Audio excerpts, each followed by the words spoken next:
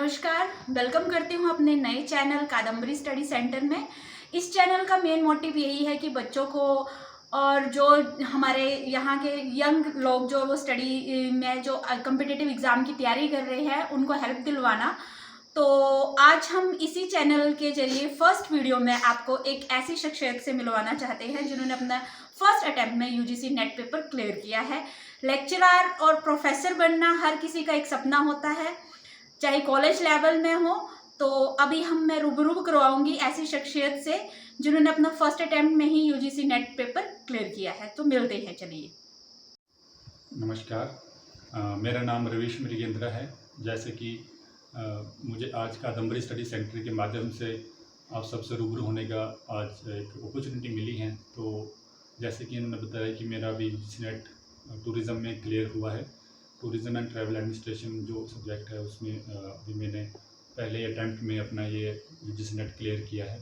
तो ये जो जर्नी है ये जितना आसान लगती है उतनी किसी की नहीं होती है। और जैसे कि वो सभी लोग जानते हैं जो सफल हैं या जो तैयारी कर रहे हैं, तैयारी करना चाहते हैं, वो सब जानते हैं कि ये तैयारी करना, किसी भी एग्ज़ाम की तैयारी करना जो होता है वो बहुत मुश्किल होता है। तो मेरे लिए भी इतना आसान नहीं रहा। पहले एक्चुअली मैंने एमए सोशियोलॉजी भी की हुई है। तो मैंने फ़र्स्ट एमए सोशियोलॉजी की तैयारी की। मुझे लगा कि उसके थ्रू यूजीसी नेट मेरा क्लियर हो जाएगा। तो फर्स्ट अटैम्प्ट में मेरा 0.6 से कट ऑफ जो जनरल की थी उसमें रह गया। दैन मैंने अगेन फिर थोड़ा हताश हो गया, तो फिर मैंने फिर से तैयारी की, पर उतनी ज़्यादा तैयारी नहीं की, तो फिर मेरा एग्ज़ाम नहीं क्लियर हुआ था।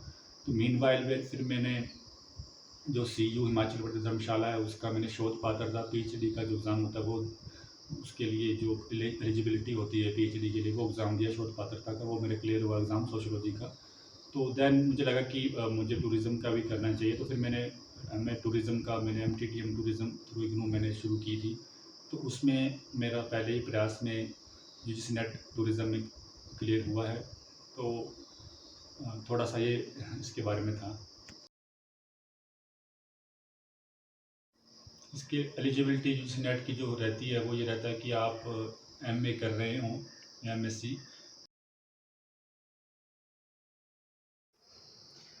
जैसे कि आपको पता है यूजीसी नेट का जो एग्ज़ाम होता है ये साल में 2 बार होता है। एक जून सेशन में होता है, दिसंबर सेशन में होता है। तो मैं दिसंबर सेशन 2022 का मेरा एग्ज़ाम था जो फरवरी 2023 में हुआ।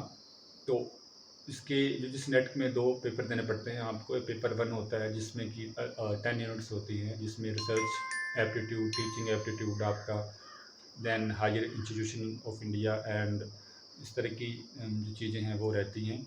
थोड़ा सा करंट अफेयर्स में पूछ लेते हैं, ज़्यादा नहीं। दैन जो पेपर 2 है वो जैसे टूरिज़्म एंड ट्रैवल एडमिनिस्ट्रेशन मेरा जो सब्जेक्ट था उसमें 10 यूनिट्स थी। उसमें हॉस्पिटैलिटी टूरिज़्म के बारे में, then national parks of India, then tourism related activities in India and world and marketing, वैसा travel policy, travel agent, travel management. इसके ये जो टेस्ट रहता है ये एक ही दिन में होता है और एक कंप्यूटर बेस्ड टेस्ट होता है। बेसिकली पहला पेपर 1 होगा, थोड़े समय बाद पेपर 2 होगा। तो आपकी पेपर 1 पेपर 2 के बीच में ब्रेक होती है, पर ये दोनों एक ही दिन में होते हैं और एक कंप्यूटर बेस्ड टेस्ट होता है। इसमें जो जनरल की कट ऑफ होती है वो थोड़ी ज़्यादा रहती है, और मेरी जो फरवरी की कट ऑफ थी वो 162 थी और मेरे 172 मार्क्स आए थे। SC ST की कट ऑफ अराउंड 150-155 या ऐसे कुछ एग्जैक्टली याद नहीं आ रहा है, कम थी काफ़ी, 10-15 मार्क्स कम थी।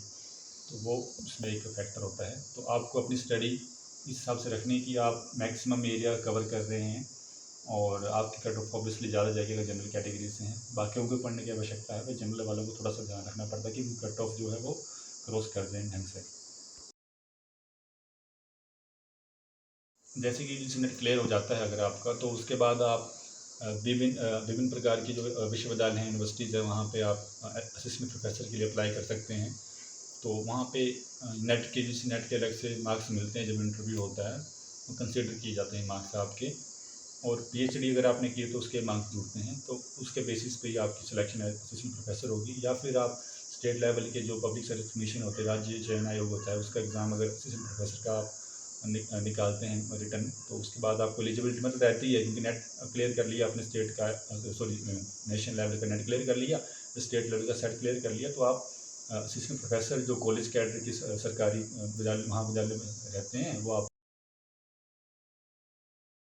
जो मैं अभी जैसे मेरी तैयारी की जो मैंने सीखी है इस जर्नी में, वो यही है कि कभी भी आप हार ना माने। हो सकता है कि आपको पहले प्रयास में आप सफल ना हो पाएँ, तो दूसरे बार फिर प्रयास करें और अपनी स्टडी को डाइवर्सिफ़ाई करें। टूरिज़्म का पढ़ें, होटल्स का पढ़ें, क्योंकि होटल के काफ़ी सवाल पूछे गए थे।